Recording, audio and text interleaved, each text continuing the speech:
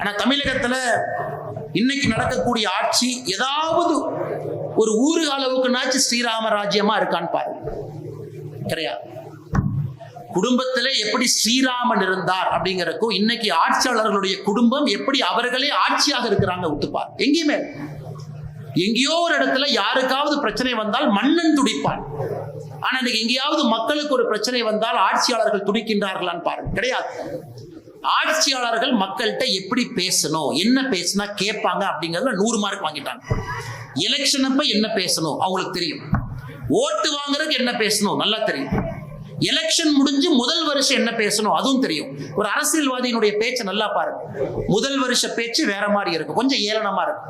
அதான் ஓட்டு போட்டீங்களா அப்புறம் என்ன, 2வது வருஷம் அம்மா நல்லா இருக்கீங்களா, 3வது வருஷம் தாயி எங்க இருக்கிறீங்க, 4வது வருஷம் கொஞ்சம் காலை காட்டுங்க, 5வது வருஷம் காலில் விழுந்துடுறேன். ஒரு அரசியல்வாதியினுடைய 5 வருஷ சைக்கிளை பார்த்தீங்கன்னா ஓட்டு வாங்கிய பிறகு முதல் வருடம் ஏளனமாக இருப்பார். 3வது வருஷத்திலிருந்து அப்படியே உங்க பக்கத்துல வந்துருவாங்க. 5வது வருஷம் ஊர் விழா, திருவிழா, பெருவிழா எல்லாத்துலயும் வந்து பங்கேற்பாங்க.